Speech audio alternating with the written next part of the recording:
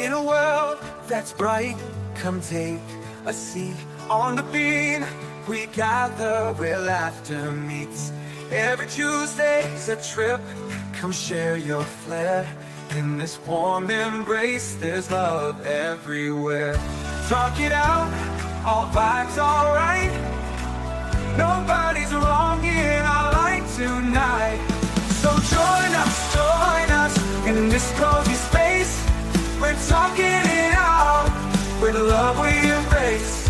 No topics too bold, no dreams out of reach. Together we rise, that's the joy that we teach.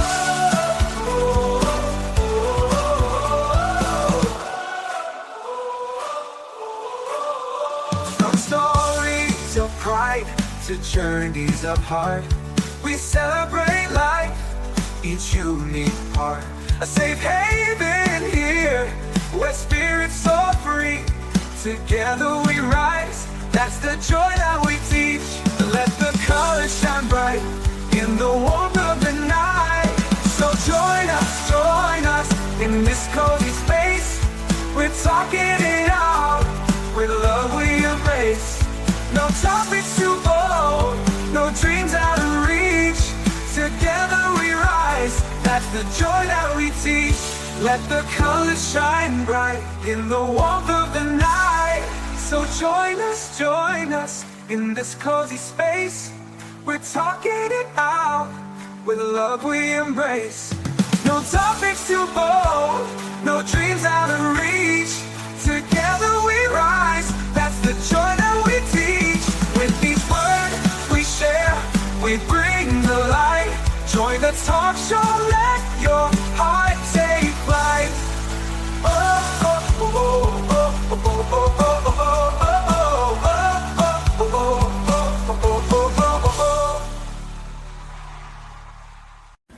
Hey guys, it's SayCo Alford from the SayCo Show. I hope you're doing great.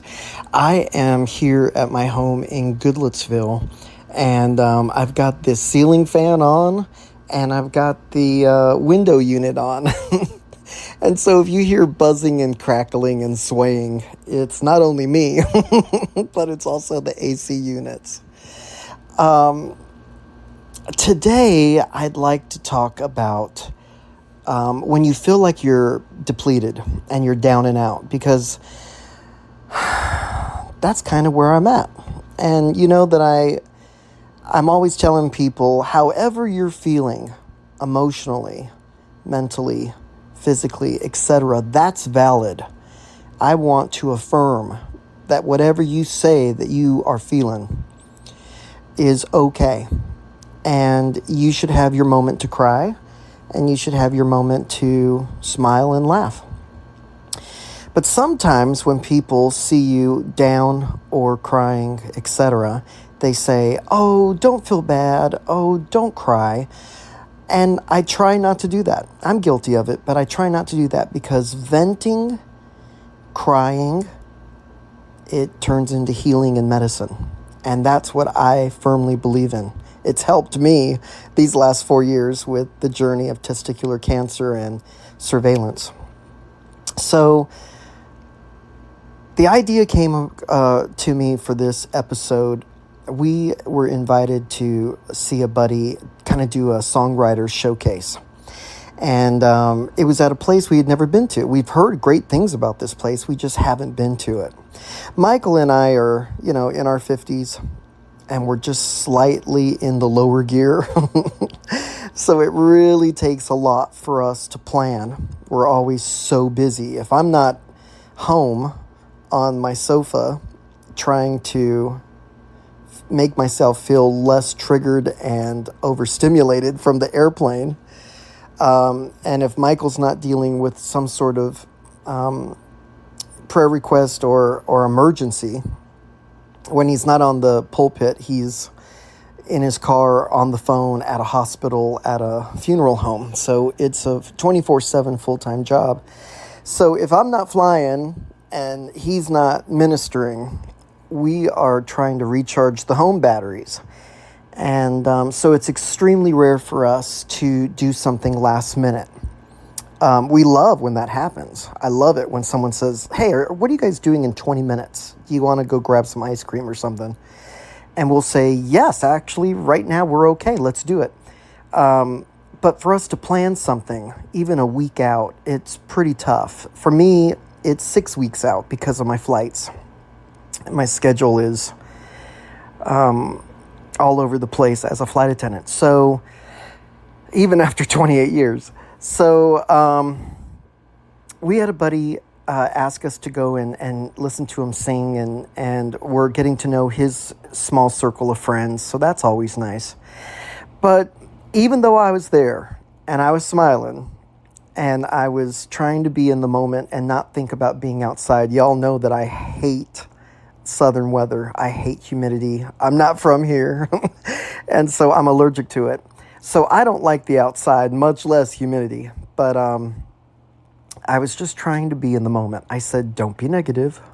You know me. And so I was doing my best to really be in the moment, listen to his lyrics. The other girl he was singing with, we missed the first set of people, but we caught him and the other girl, and she was amazing. She kind of reminded me vocally and songwriting as a young Taylor Swift hashtag Shania Twain. Just loved her. Absolutely loved her. And so, you know what? Let's look up her name because I liked her so much. And of course, my buddy can't do anything wrong. He's phenomenal in his own right.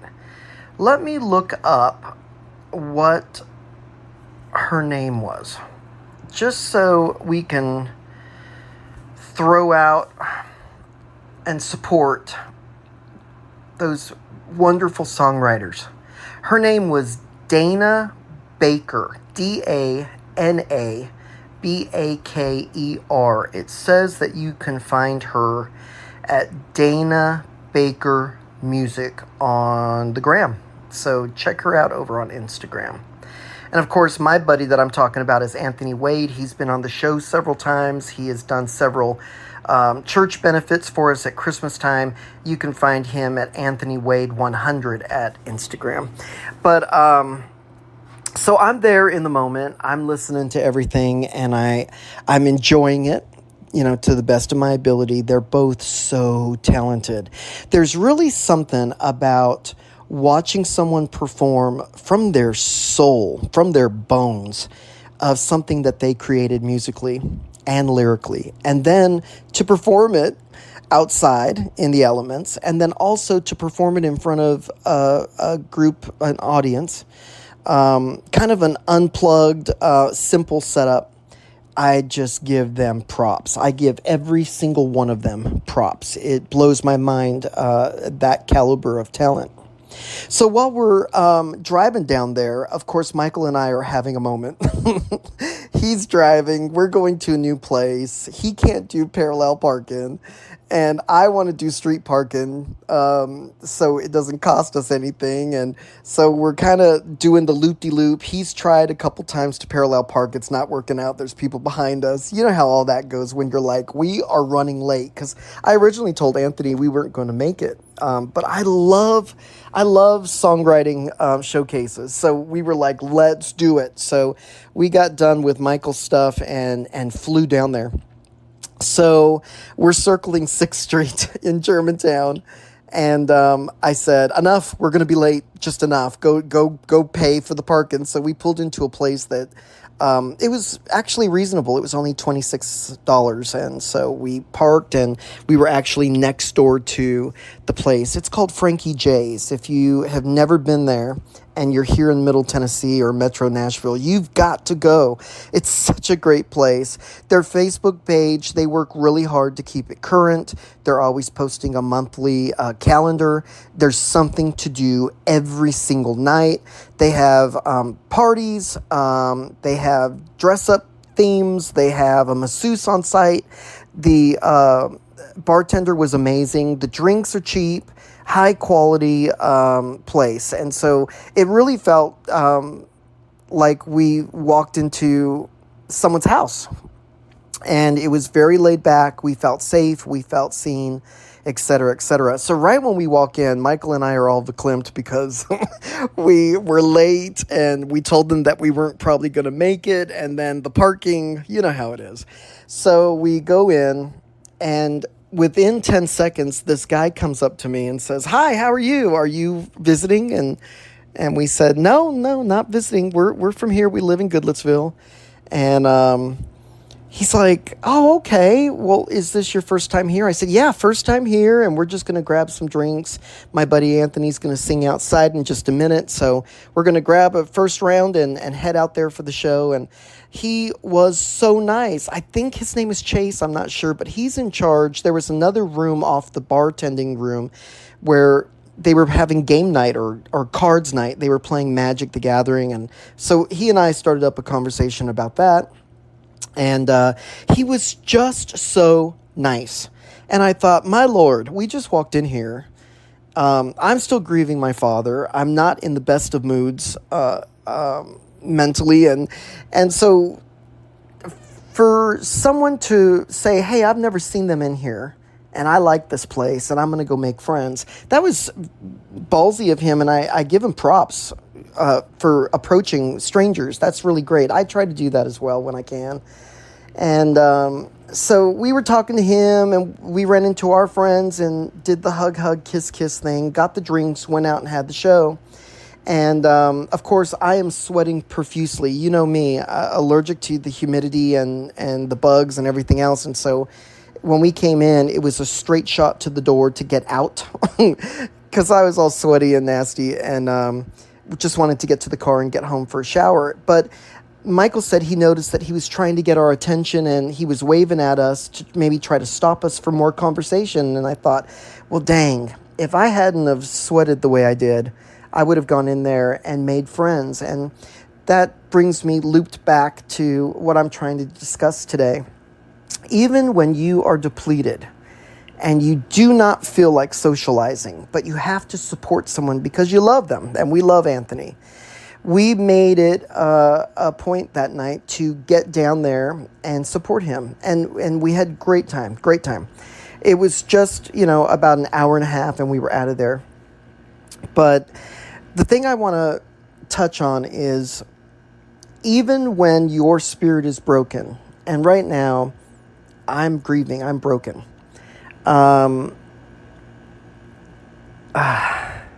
Let me take a minute because I don't want to get all verklempt and get a lump in my throat.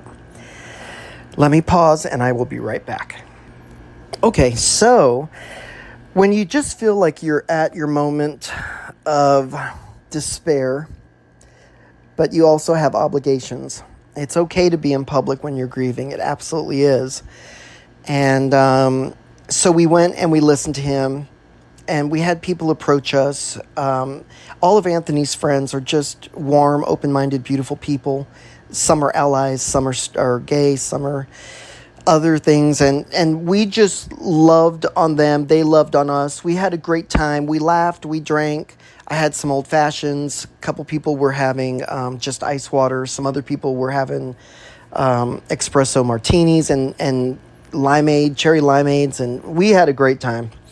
And the martinis must be good because Anthony had 3 of them. But it was very, very nice to be approached and made to feel welcomed. We did see the owners, but we weren't able to go over and butt in and get their attention for a minute and introduce ourselves. But the thing of it is, we were so moved by that guy from the game night that we are going to return, and we're already trying to make plans for September, even though September is packed. We're going to really try to get down there a couple times. And they have theme nights, and it's just, we've always said that we would go to play because of Gospel Gathering once a month. That's the first Sunday of every month. We used to go to Peckers, but they closed down. Tribe isn't what it used to be, at least how we remember it. and we don't go to play or dance clubs at our age. Y'all know that once you're 30 in the gay world, you start disappearing. At 40, you're disappeared. And I'm 52, I'm dead. They've already buried me. And so we just don't go to dance clubs. Although I wish we had a really fun gay cowboy place here because I love to dance.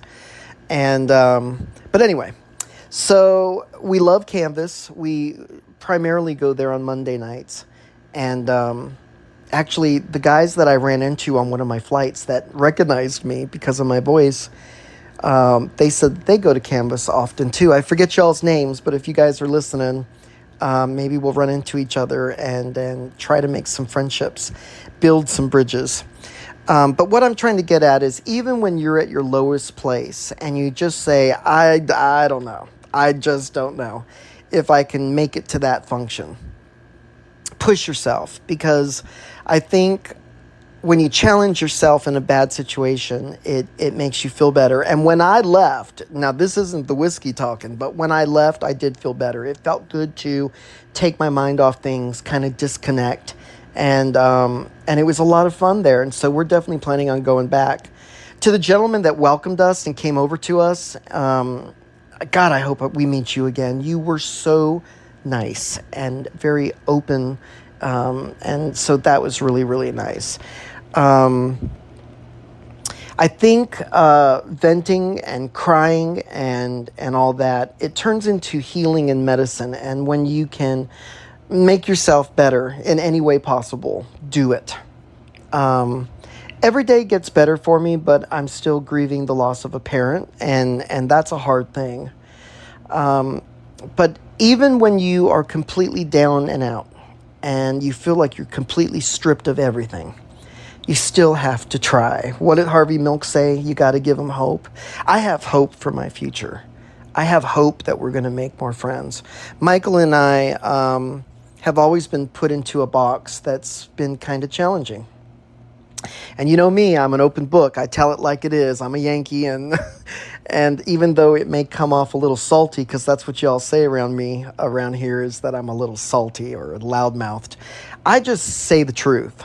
And if you ask me for the truth, I'm going to give it to you, whether you think I'm going to sugarcoat it or not. I'm not really one to piss in the bushes and wave at you.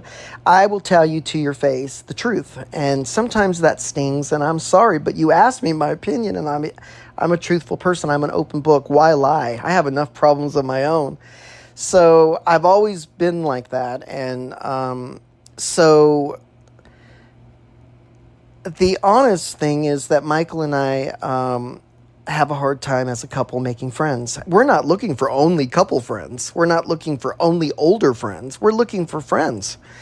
And it's something that has been missing in my life. I always wanted a best friend or a brother or a stand-in brother type of friendship, and I've really never had it. The ones that I got kind of close, they either, quit the job or moved out of the state or got a divorce, and things happen, and you lose touch with the people that you think this guy might be a best friend type brother. But it's never really happened for me. Even throughout my whole life, when I had a lot of friends and I was very social, there was a time when I was working at Opryland Gaylord Resort here in Opryland, Nashville, and I had so many friends and so many functions that I had 2 or 3 appearances to make every night because something was going on at all times. And I missed that. But once I flew away, people invite you, and then you're like, I'm out of town. And so that's been our trouble. Either we get judged for Michael being a pastor, or we get judged for just being a couple, or we get judged because we're in our 50s. And it's come to a boiling point now that I want friends, and we don't try hard enough. I'm not saying that it's not our fault. Michael is lightly on the spectrum. I'm very opinionated. I think when people talk to me, they think I'm either going to have an accent from a foreign land because I'm brown, so they immediately think I'm from out of town. Or they think that I'm going to be Nashville or Southern or country, and I'm not. And so I think sometimes I come off a little abrasive. Michael has been told about me and my personality that I come off either conceited or too confident, or I have a wall up.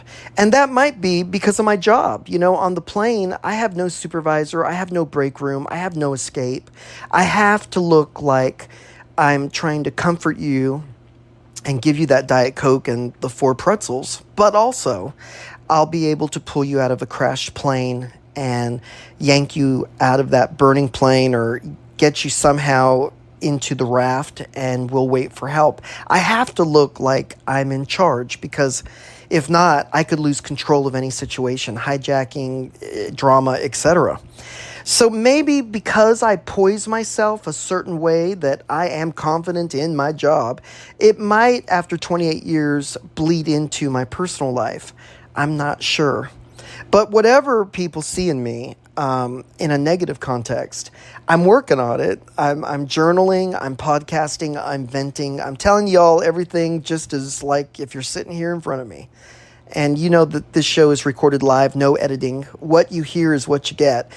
And for those of you that have been following me, thank you so much, because I want you to know that this is your show, and whatever changes are coming in the new year for season 4, I want you to know that I want you to come with me, and I hope you will, and I want you to continue to push me. I love the comments, the emails, the texting, all that good stuff, so we can continue to grow together and build together. But being at Frankie J's in Germantown, downtown Nashville, adjacent on 6th Street, let me tell you something. It triggered something in me that Michael and I are going to have to try harder. And friends are not just going to pull up. New friends are not going to pull up in our front yard and knock on the door. So we're going to have to try harder. Even right now, where Michael is stressed about some things, and we have people that are close to us in the hospital, etc. My dad passed away a month ago. We are still moving forward. You have got to have a goal or a dream or a want to in your future, because it gives you something to look forward to, and you should have something to look forward to in your life at all times. That's why I'm always planning. I'm always making notes. I'm always having lists. Michael are like, go ahead, pull out one of your lists. I'm always telling the phone or the contraptions that are AI robots around our house, remind me for this and make a list for that, because I want to be prepared as best as possible for the future. And one of my things that has been on my list, bucket list, is to have a true best friend. And then also to make more friends was one of my resolutions this year. I believe in speaking things out loud. And so every single day I say, I am cancer-free. There's nothing wrong with me. I'm at a healthy place mentally and physically, and my weight, etc. And I try my best to make sure that I am available in the capacity that I can help others, whether it's just an ear or a shoulder to lean on or a smile given freely. And that's what I want the episode to be about tonight, is that I want y'all to know that even when you're down, and that's okay that you're down, you still have to try. You still have to have hope for the future. So those of you that are maybe not having a good month right now, like me, I want you to go buy a journal or grab that spiral, and I want you to jot some things down tonight. I want you to at least make a list of 5 things that are really going well in your life tonight. And then I want you to make a list of things, whether it's 1 thing or 10 things, that you need to challenge yourself on to recoup and make better and heal for the future. You want to date yourself. Those of you that are single and lonely, date yourself. Keep saying, he's out there, they are out there, she's out there. I'm going to meet them. They're coming my way. Everything you bounce out in the universe, and I've said this in other episodes. I used to say this on the radio show over on the radio station. You must bounce out to the universe, because it will bounce right back.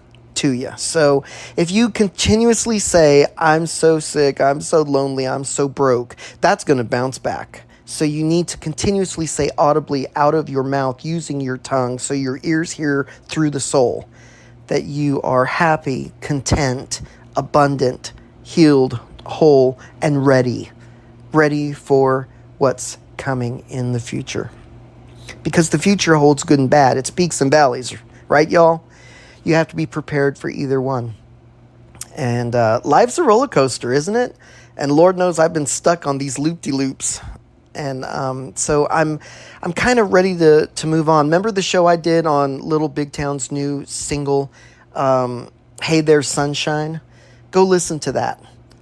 It will really move you. And it's helped me realize that no matter what, you can push through and, try to make yourself better or happy or content in a way that you can see yourself making new friendships and connections long term. And that's what we want, right? We want to be in a group of chosen family that supports you and loves on you in the good and the bad, right? And that's what I want for you. That's what I want for me. We always get a little heavy here on the show, but that's maybe kind of where I'm at right now. And you guys are the listeners. This is your show, and you guys are obviously downloading and doing your part. And I so appreciate you for that. As I said, surprises are coming. We're probably going to be changing the name and the focus of the podcast coming in season 4 of January 2027. And we're going to be tweaking some things. A new website is coming, and we're going to do a soft opening on that. We're still tweaking it, and that will be out in January as well. Maybe sooner. You never know. And we're going to absolutely continue to do our best to discuss all things queer. For my clique here in Middle Tennessee, Metro Nashville, but not only to leave y'all out. You know, I have people listening in Germany and New Zealand and Japan. So thank you so much. I was looking at the list of folks that have been listening to me, and it just boggles me. If you want to write the show, the SayCo show at writeme.com, I'd love to grab an email from you. If you want to leave me a voicemail or a text, the number here in the studio is 615-805-4363. So I hope you guys go over to Podbean and listen to all those hundreds of shows that are over there. And I hope that you look for me, search, like, follow on social media or wherever you listen to your favorite podcasts. And remember this, you are worthy and you are valid. Remember that. I want each of you to do your best to make yourself happy, make yourself content, and also don't forget to date yourself, even if you're married or dating or whatever. Remember to pamper yourself. Life is short, tomorrow's not promised, right? So we have to make sure that we're doing our absolute best when it comes to stuff like that. Self-health, mental health is so important. So important. We've had about 360 downloads on Podbean in the last 90 days. Slightly down just a little bit because we took a huge break in July because of my father's passing. But we had a lot of listeners from all over. You know, of course, the most listens are here in the United States of America. And then second and very close is Canada. Y'all in Canada have been so amazing to me. You put me on the podcast charts up there, and I appreciate that. I'll never forget that. Shout out to my buddy that's always helping me up there, sharing my content. You know who you are, Todd. And we've had listeners from Australia, Hong Kong, Japan, Sri Lanka, Venezuela, South Africa. So thank you. My goodness. I so appreciate those of you that are listening from abroad. That makes me happy. And I look forward to somehow, some way, meeting y'all or listening somehow to your shows or whatever social media capacity that you're at. I'd love to meet you in person, though. I think that's the most special. Who knows? Maybe someday. But anyway, I love y'all. Go out, buckle up, be safe. And I will, of course, talk to you just as soon as I can. Sometimes I do short little blips on Facebook or Clapper and whatnot. But if not, you know that we're here weekly, every Tuesday night, recorded live, no edits, 7 Central. On a personal note, thank you for everyone that's reached out while I'm grieving about my dad. You guys have really helped me through this. You know I love y'all, and we'll talk soon. I'll talk to you later.